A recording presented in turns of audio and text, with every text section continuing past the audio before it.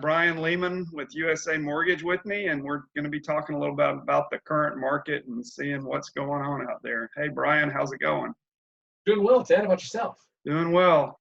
I just want to kind of start out and find out how long will the average loan take to fund on new purchases these days?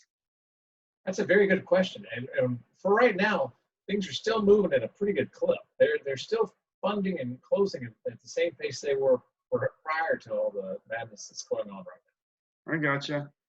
And is anything changed on refinancing? Are they a little bit longer than new purchases, or? Yes, as a matter of fact, refinances are not being driven as hard as a purchase would be, because with the refinance, the person's already in the house, so they're typically not in the bind. But what we're doing is with refinance, yes, they probably are taking a little more than 30 days at the moment. Not a lot more, but a little more.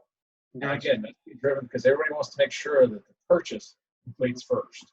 Mm-hmm. Cool. All right. Well, have the guidelines on FHA loans changed at all?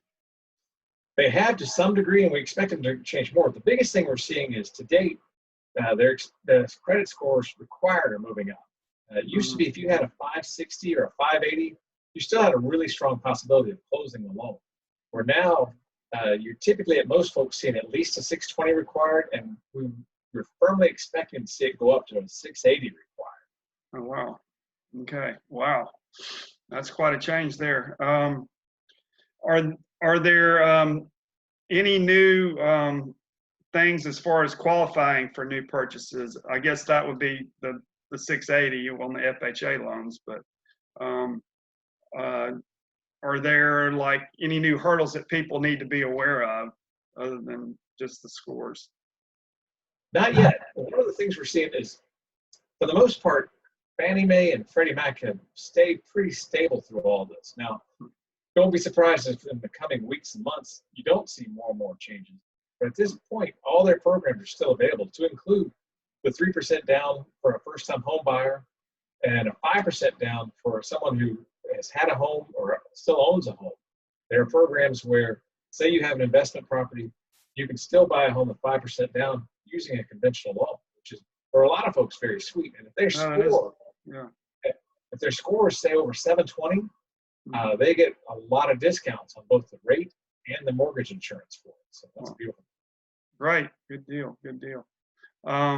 Well, that kind of answered my fourth question about the down payment scenarios. It sounds like they're pretty much similar than what they are.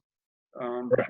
Yeah. Yeah. So, all right. Well, if there's any other questions that anybody has, I'll be glad to look at them on message comments, and I'll get up with Brian and answer your questions for you. Brian, I appreciate your time today, and have a good one. You too, Ted. Thank you very much. Thanks.